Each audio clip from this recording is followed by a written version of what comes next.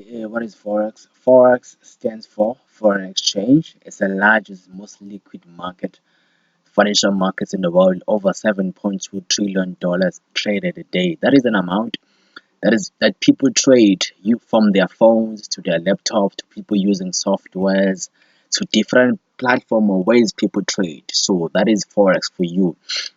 A lot of people are a bit confused the difference between the stock market and the forex market. When you look at it as the stock market, it's like your GSE, like your London Stock Exchange, is where you have companies that are selling stock or selling their shares. This is a place where companies will sell their shares so that they can raise funds. Those funds are used to develop new products, to do research, and to open up other branches or to expand their business. So those money are used to help the company grow and help also in terms of increasing the stock and turning the company for it to making profits. And also, if you look at it, the forex market is where you basically be trading currencies. So currencies from different countries. That's the main difference between the stock market and the forex market. Also, what you should understand that what we trade in the forex market, we trade currencies. Currencies means money. If you go to US, you need to use a dollar on the street in the US dollar. If you go to South Africa, you will need to use the rand. So if you take a look at this, USD stand for the first two letters, that's for the country, and the last letter is the name of the currency. So USD, US stands for United States, and then the D stands for the dollar. So basically, whenever you are buying a currency, it means you are selling another one. Take a look at this chart. This is a chart of GDP USD. This means you are trading the Great Britain pound against the United States dollar. So if you are clicking here the new order and you want to if you're selling the pound, it means you are buying the dollar. If you're buying the pound, it means you are selling the dollar. If you're selling the pound, it means you are buying the dollar. If you are buying the pound, it means you are selling the dollar. That's basically how it works in terms of the currencies. So for example, here this is Britain pound versus Japanese yen. So they always come through in pairs. It's never, you cannot compare one currency without looking at another one. So they're always being in pairs. So what is traded? Basically, you see these are your major currencies that we trade: your euro, your pound, your AUD, your NZD, your USD, your CAD, your CHF, your Japanese yen. As you can see, this is euro. This is great. So we use basically what you need to understand that the major currencies is because of the economy of that countries belong to the biggest economy, and also the minor one is because of the smaller economy. So that's the main thing you should understand also about the currencies. These are the one that we trade them because they move. What you want to do as a trader, you want to trade something that really moves. If it doesn't move, it won't make any money, because when there's a change in the exchange rate, that's where you're gonna make money. If there's no change, you can't really make money, because you trade, you make profits in the difference.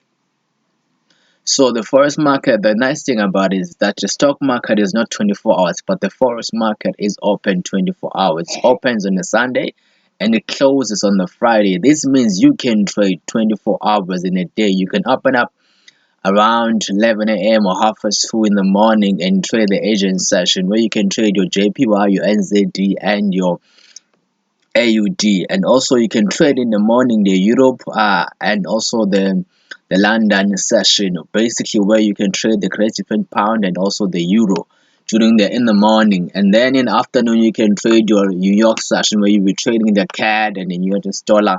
And also you can also be trading currencies, and also the rand you can trade during a day. So because the market is 24 hours, you can customize your trading to that suits your style and the time that is convenient for you, which means you can know if can trade in the afternoon, you can trade in the morning. It's up to you based on your schedule. What you need to understand is that you cannot trade without the broker. So what you do is you need to open up an account with the broker. They're more likely to ask for your proof of residence and your ID. So when you open up, they give us a platform where we can trade, we can buy and sell currencies. So they help us in terms of our trading. That's the brokers. And we've done this before. So currencies means money. Each country, they have their own currencies. So basically, that's what we trade. If you can see, currencies are always being in pairs. So which means if you're trading USD ZAR, that means you're trading the dollar versus the rand. So right now, when you look at the USD is the base and the ZAR is the counter. So if you can take a look at your chart, you will see here that when you go and check USD, this is USD ZAR, right? What is happening right now with the USD ZAR? It's the price is like here at 14 point. That's the exchange rate. So if the price right now, because you can see this side, you'll see the exchange rates. So if the price is like doing this or is dropping, the guy you actually sell is gonna make money. For example, here you can see it's dropping. If you go to smaller time frame, you can see it's just starting to drop. So the people who sold it are actually gonna make profit. So you make profits if you sell, if you say it's gonna drop, and you buy if you say it's gonna go up, appreciate in value. So that's basically analysis.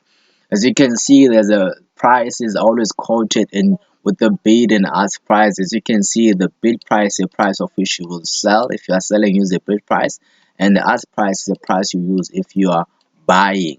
See, as you can see here, if I'm clicking a new order, let's go to this. As you can see, this is a bid price 4.889. 4.89. This is where I am selling the bid price. When I'm buying, I'm using the ask price, which is this one here, 4.90115. So if I'm buying, I'm using this price. If I'm selling, I'm using this price, because you cannot be buying and sell something with the same price. That's the that's the idea behind it. So that's how you're gonna make profit. So whenever you place a trade, you'll see the difference between the two prices called the spread. The difference between the two prices called the spread. So the spread is what the broker will charge you whenever you place a trade. So every trade will start on a negative. As you can see, this price is not the same as that price. This price is the same as that price. This price is the same as that price. So these are different currencies: AUD, CHF, IUD, Canadian dollar, AUD, USD, United States dollar, USD CAD. These are different currencies, and that's the bid and that's the ask price. The difference between the two is the spread. The spread is what the broker will charge you for every time you place it. So when people say they're going long, it means they are buying. And when they say shorts, means those are just common terms you should understand. And pips are like kilometers. When the price moves, it's moved in the certain number of pips. So that's what we use. But you understand it in more advanced stages. What do you mean by pips? And leverage is basically leverage what allows you to broker. If you have a small account, you can take bigger trade with bigger lot size with because of leverage. And then margin call is what the broker is a minimum amount that the broker allows you to place trade. For example, some brokers say if you can have $5 you can place trade, but once you have less than $1 you cannot place any trade. Margin call basically when your losses are too much, and then the broker will simply close your trade. Most of the time it happens that your platform will change it to pink, and then the broker will simply close all your trade. So these are the type of orders. The market orders is where basically you click sell at the same time. The pending order is whereby you wait for the price to reach a certain level and then you can place a trade. The stop loss, you use it to prevent unnecessary loss, and the trailing is whereby if you're gonna be closing trade with you want to move your stop losses just to lock in more profits. And then basically the way you're going to be trading, you're going to doing technical analysis where you're looking at the charts, the candlesticks and all that stuff. The fundamental, you're going to be studying the GDP, the money supply, the interest rate, the economy. And the sentimental, you're going to be looking at people's thoughts, hopes, and understanding also what is happening in the financial markets. Remember, we also be trading instruments like your metals, which is your gold, your silver. You're also going to be trading also your indices, your Nasdaq, your German 30. You're also going to be trading like your Nikkei, USB 500, which is basically those are your indices. You can also be trading currencies also in with the strategy that we use, which is your supply and demand strategy. As you can see, you can trade a lot of stuff. You can also trade stocks. You can trade commodities like your oil. You can trade commodities, you can trade different stuff. So what that's basically we'll be focusing on, using the supply and demand